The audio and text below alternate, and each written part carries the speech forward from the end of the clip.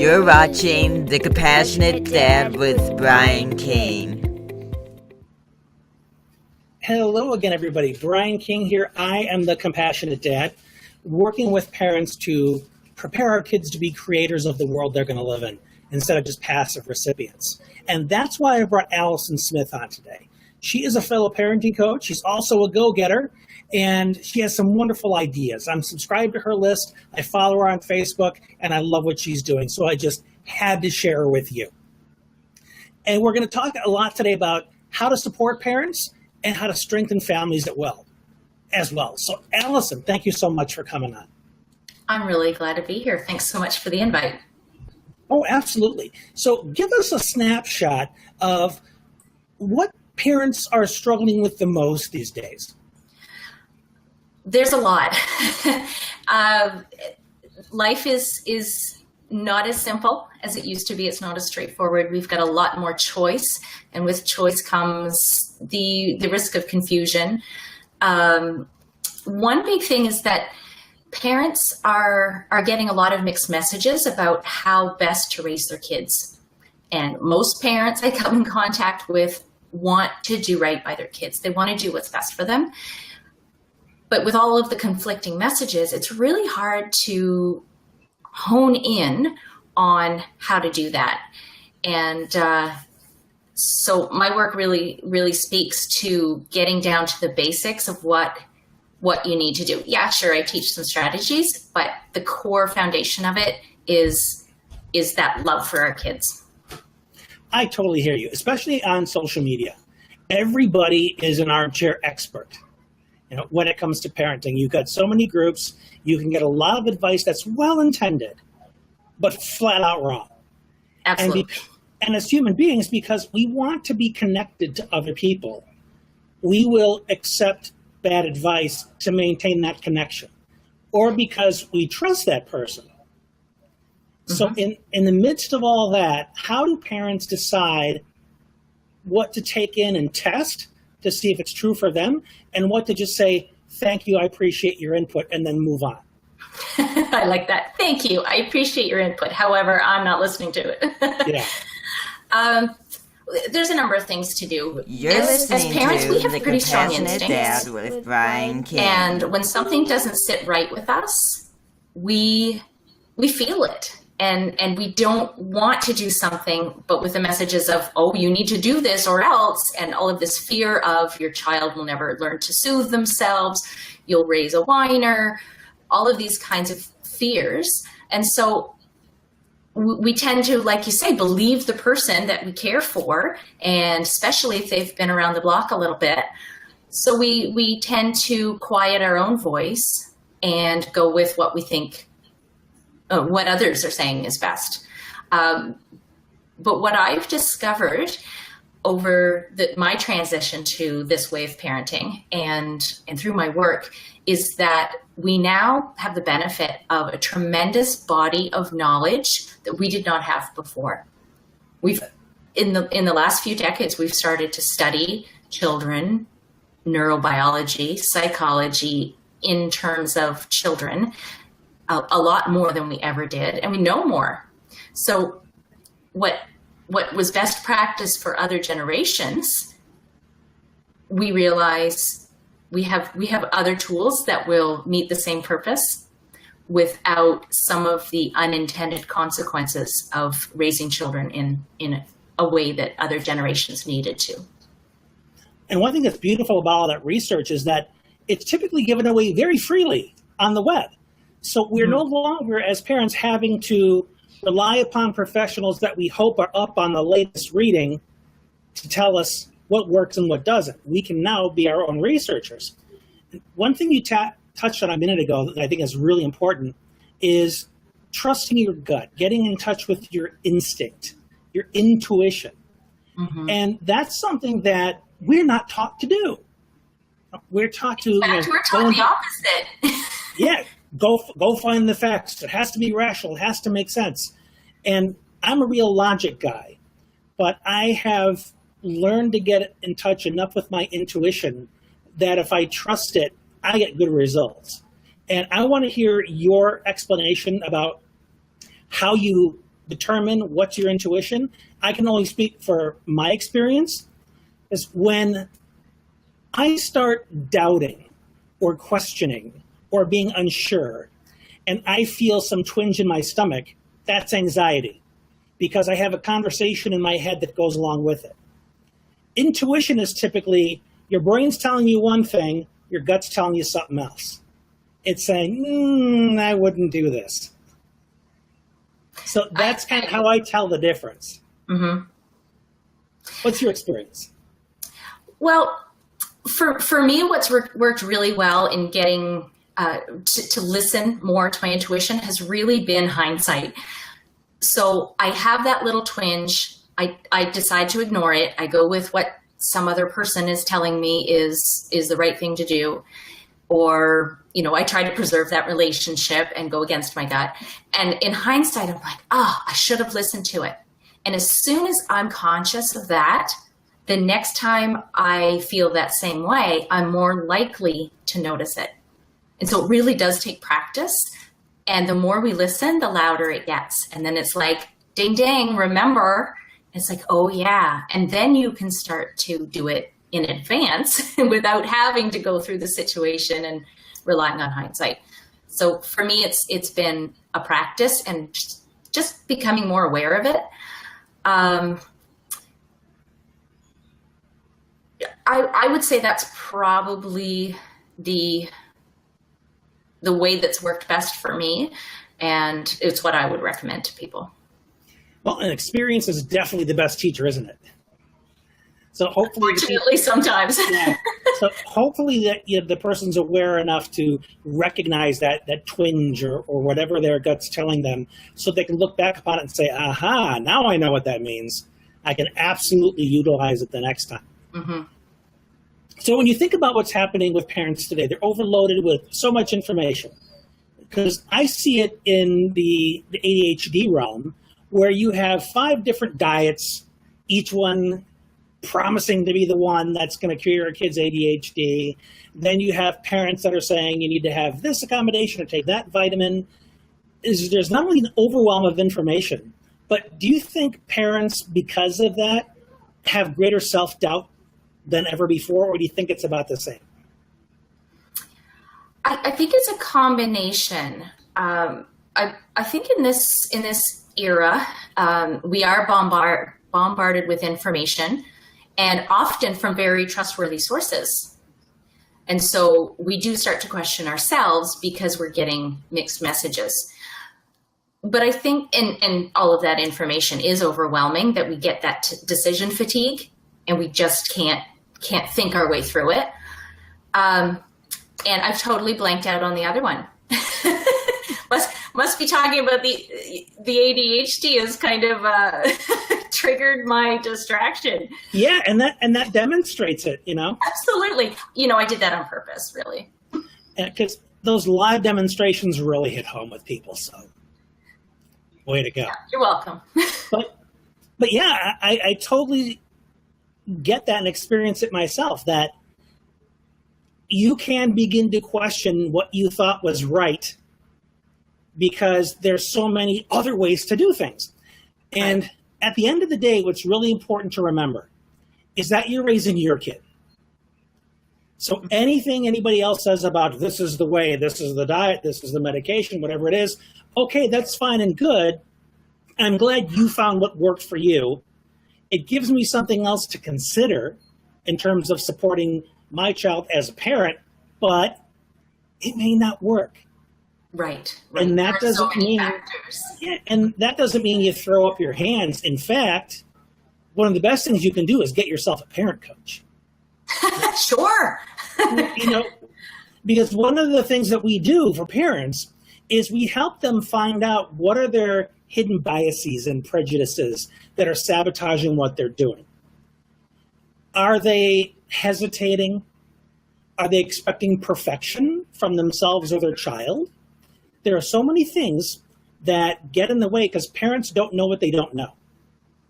So they're competing with their own blind spots. Right.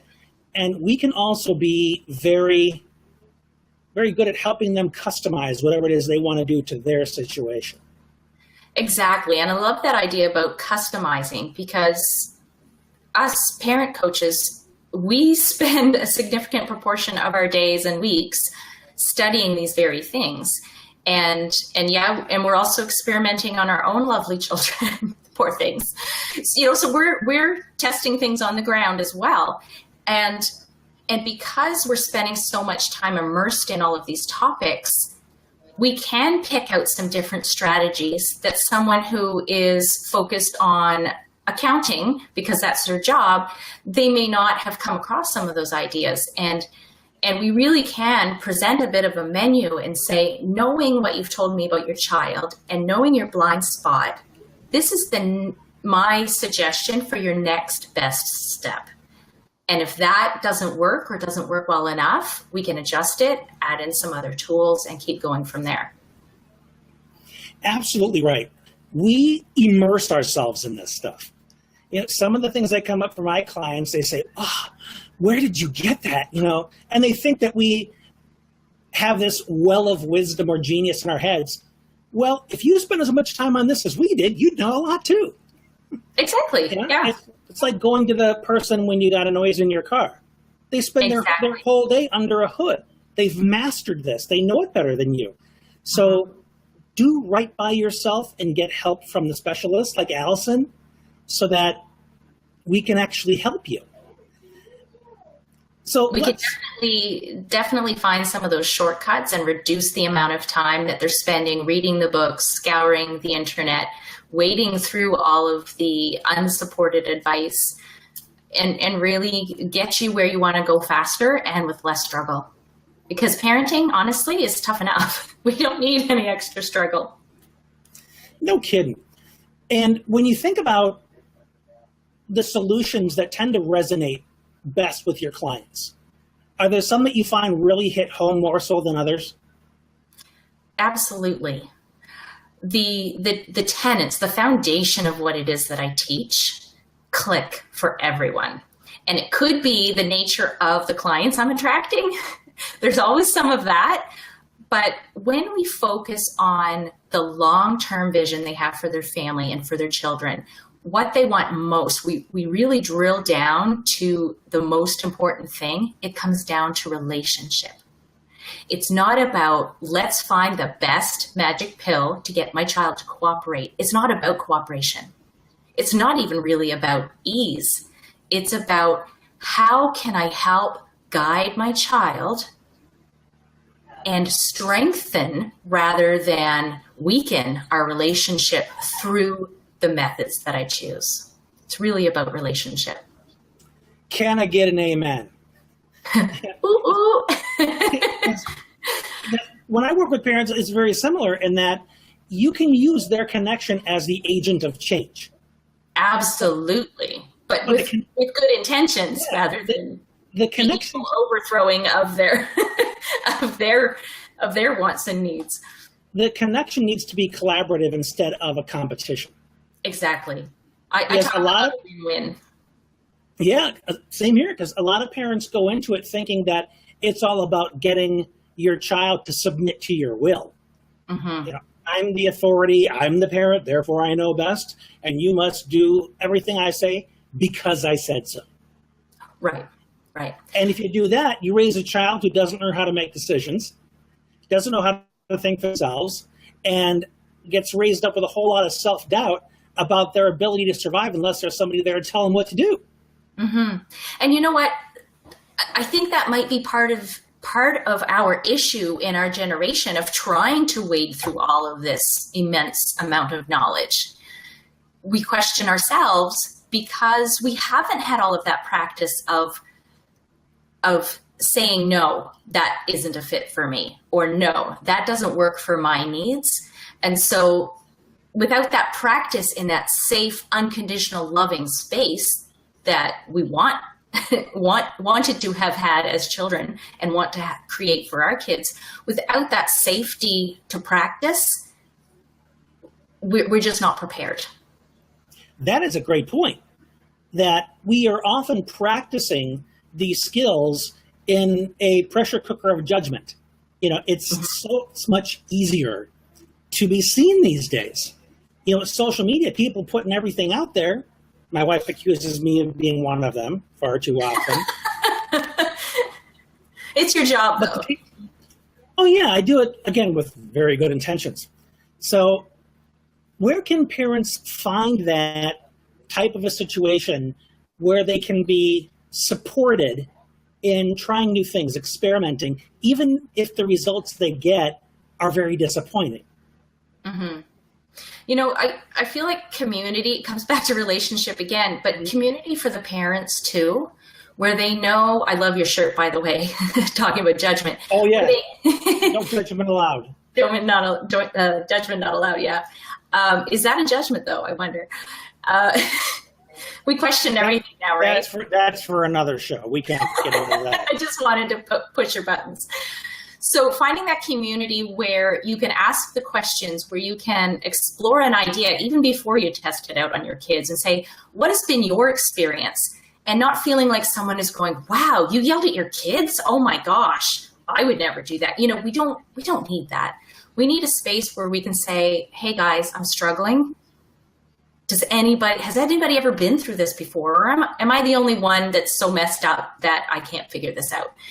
And is there anyone out there who's been through this before that can maybe offer some empathy, first of all, and maybe some ideas to think about? Because we within a community that is so supportive and has some knowledge and is open to sharing and receiving, we feel more open to exploring some new ideas or trying something new, because we know that if it doesn't work out, I've got my peeps over here that will help me through it. It helps us feel more confident.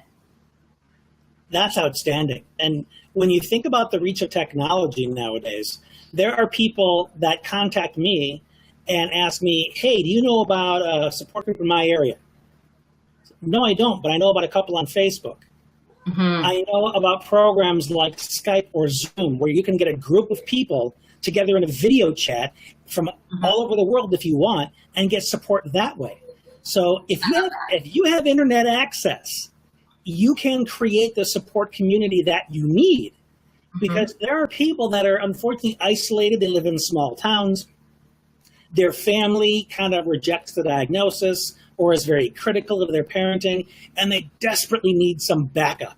Mm-hmm. And often they're far from families because we're able to travel so much further for opportunities. Often we're left alone, and then combine that with having an infant, maybe an infant and a toddler, and you're a stay-at-home parent.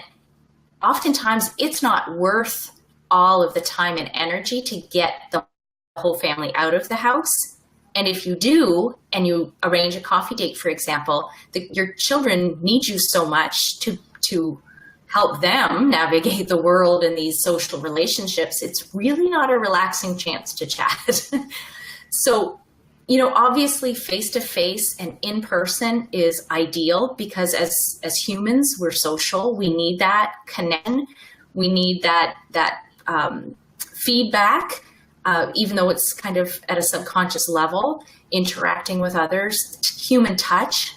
There's such magic in getting together with a group of people, or even just one other person, and connecting, just really connecting and being honest. And, in the absence of that, or even as a supplement, if that's not possible, or you just need more depth, absolutely, the online community is so helpful. It's one of the things that really started me on this new journey.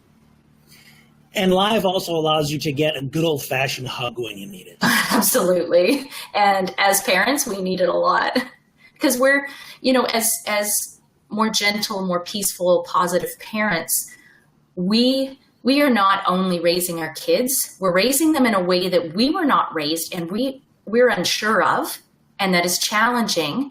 But it also brings up so much stuff from our own childhood that we're almost parenting our inner child at the same time. I know that sounds a little woo-woo, but really, you're healing yourself. Yeah, at the same time. And that takes a lot of work and a lot of commitment. So absolutely, we need all the hugs we can get, and all of the community, however we can get it. And that's one of the reasons I focus on compassion. I love because that. So much of, if we parent from the sins of those before us, and by sins I don't mean bad people. I mean they made mistakes that wounded somehow. And we have to learn to look upon that with some compassion to help ourselves heal. Absolutely. Because as you pointed out, we're going to pass that pain along. And that kind of a legacy absolutely sucks. So we need to really find a way to bring our inner child into the game, but equipped with wisdom, as opposed to fear, self-doubt, all that stuff. And you know, that inner child can teach us so much about where our own children are coming from, that compassion is so much easier to pull out and to offer, because we remember what it felt like to have no power, to have no say, to not be good at so many things. And when we can meet our children with that compassion of, I hear you, maybe I don't agree with your decision or choice right now, but I get it. Then they get that feeling of unconditional support. If and when they make mistakes, we still have that compassion. And yeah, we're still going to address it. Don't, you're not off the hook, little Johnny, but we're going to talk about it. But no matter what, I'm still here for you. And I'm trying to see your perspective. That is so beautiful. You're beginning from a place of understanding. And that's a game changer. Yeah, when you recognize that your child's behavior isn't an intentional slight of your authority and your own power, the stress is gone from that interaction with them. That fear is gone of, oh my gosh, if she's or he's acting this way to me now, what's it going to be like when they have a job and they have a boss and they have to make sure they don't get fired? That's where a lot of our problems come from as parents, is this future casting filled with fear and doom and gloom of what's going to happen in 20 years if this behavior continues. I heard a wonderful story many years ago that there was this salesman working for a company, and he made a mistake that cost the company $100,000. Yikes. And he started packing up his desk. He was just sure he was going to be fired. And the boss came in to see him and said, what are you doing? And the guy said, well, after the mistake I made, I wouldn't blame you if you fired me. And the boss said, wait a second. Did you learn something from this experience, from this screw up that you made? Oh, yeah, I learned a lot. Great. You just got $100,000 worth of education. You're not going anywhere. You stay Does he put. have to pay it back? Well, he believed, obviously, the boss believed in a person's capacity to learn from their mistakes, and that making mistakes, yeah, that one was really expensive, but it's valuable. Absolutely. You hear nowadays where somebody uses the wrong choice of language in an interview and we demand their resignation. Really? How, you've misspoken before. And when you misspeak to your child and you do something that is criticizing, you can apologize. They're not going to rush in and take your kids away because you said something mean or hurtful. So, and one thing to remember about the kiddos, which, you begin with understanding, is you and they are in exactly the same boat in that you're still trying to figure this life thing out. So your kid is going to make mistakes, and you can say, man, I get it. I've been there. In fact, on many days, I'm still there. Right. So how can I come after you like you should be perfect and have immaculate perception when you're a kid? I understand where you're coming from. I understand what you tried to do. You know now that was not a good choice. Let's talk about how we can improve upon it moving forward. And there was something else you said. I'm trying to remember what it was. You were talking about beginning with understanding. Oh, I can't remember. Yeah, maybe it was around the idea that it changes how you interact with your child when you believe something different about their intent. Yeah, that's also very important. That it's not personal. Right. Because it may have hurt you doesn't mean it was about you. You still need to take that time to understand that this is a learning opportunity for both of you. And if your kid learns that you're human, you make mistakes, you can move forward, you can bounce back, not everything is going to ruin your future. Instead of your child walking away feeling ashamed. Right. Because they made an error. You know, the stuff like, what were you thinking? Are you stupid or what? You know, parents that say these things to their kids out of their own frustration teaches their kids to feel bad about themselves, not to feel that they have the capacity to learn, grow, and bounce back, which is what they need to do. So when you're talking about supporting the parents so they can strengthen their families, look at the values that are being taught by working on yourself.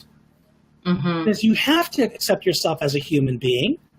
You have to accept that you are imperfect, that you have a variety of emotions that you can experience, you know, not just happiness or given the perception to the world that you've got it all together. There's so much that you can gift your kids with as a parent. More so than don't do that, stop it, put it down, do what you're told. That is, families are the incubator for society.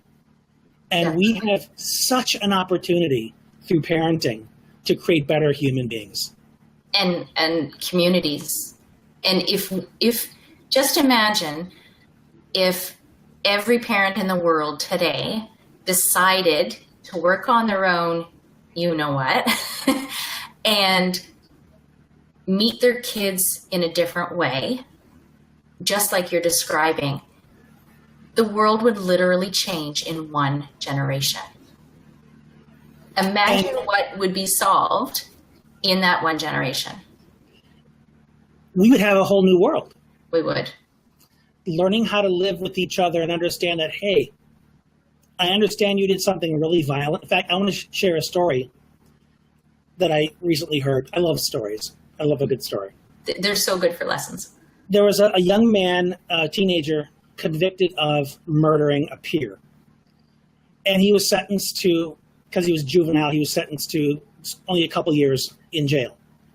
Well, at the closing, the victim impact statement in court, when he was sentenced, the mother of the child that was murdered looked at the defendant and said, "I'm going to kill you," and sent him off to jail with that. But what did this mother do? She made regular visits to this guy that killed her son. She sent him cards. And when he was paroled, released from jail, this young man had lost touch with his family. He had nowhere to live, really didn't have any friends. So this mother invited him to come and stay with her until he can get back on his feet. Then after a couple of years, she approached him and asked him, "Do you remember what I said to you in court that day?" He said, "I sure do." She said, "What was it?" "Well, you said that you were going to kill me." She said, "Yeah. And what I meant by that was I wanted to kill the person that killed my son.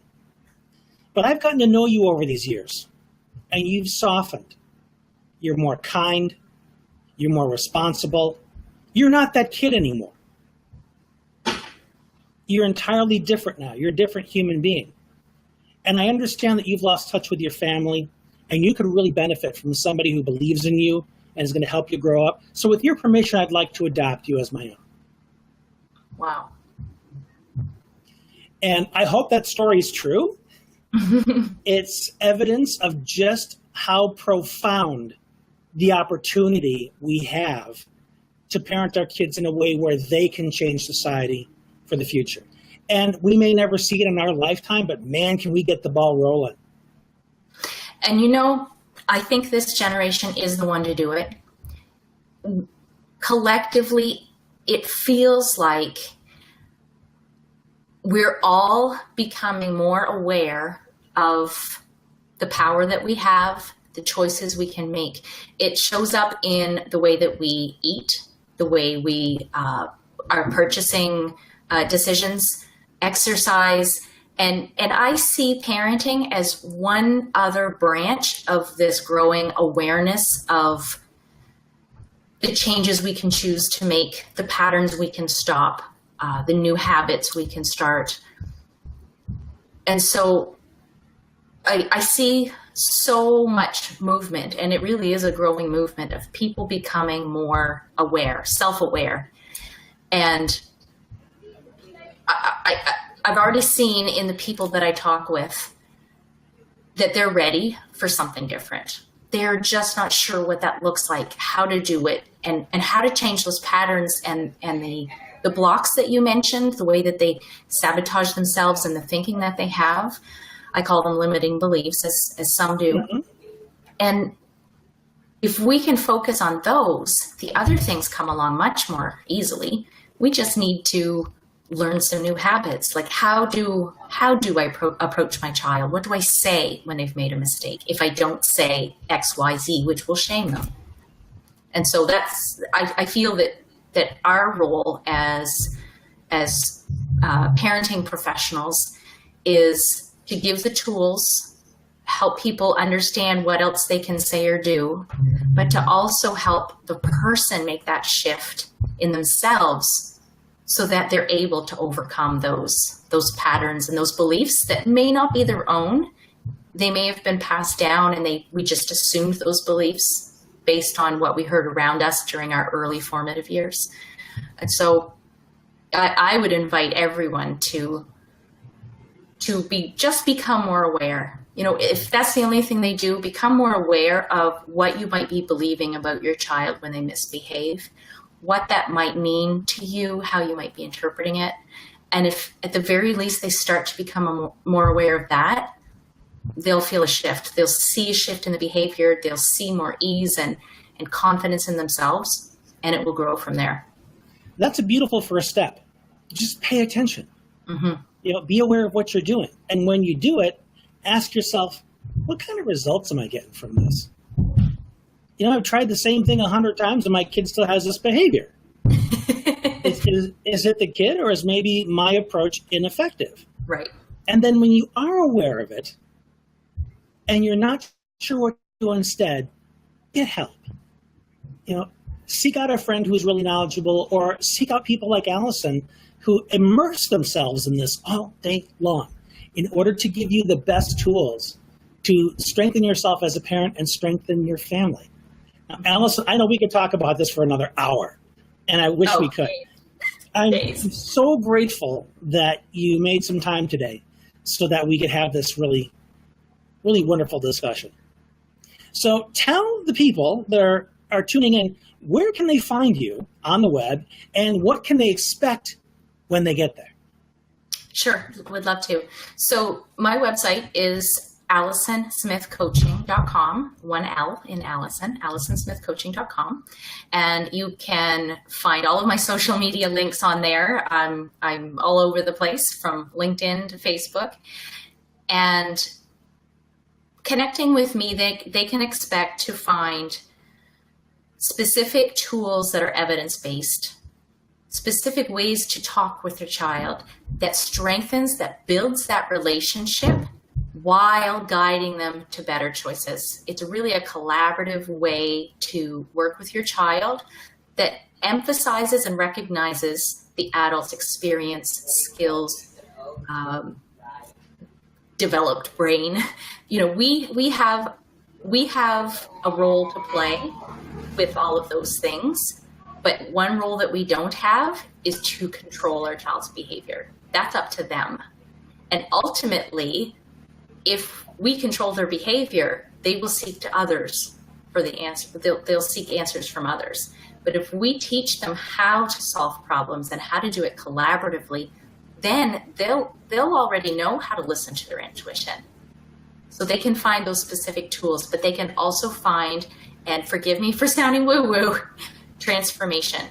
Really changing how they show up in the world, not just with their child, at work, with their partner if they have one in their life, and just being more themselves, more honest with themselves, more honest with others, but also clearing away a lot of those beliefs that are getting in the way of showing who we really are. Hallelujah. Make sure you sign up for Alison's emails when you get to her site. And I've subscribed. She gives out great tips to her subscribers. Follow her on social media. She's a real gem. Alison Smith, thank you so much for coming on today. Thank you so much, Brian. It's been a real pleasure. Likewise. Talk to you all again soon. This has been Brian King, The Compassionate Dad, and that's where you can find me online, thecompassionatedad.com. We'll see you again soon.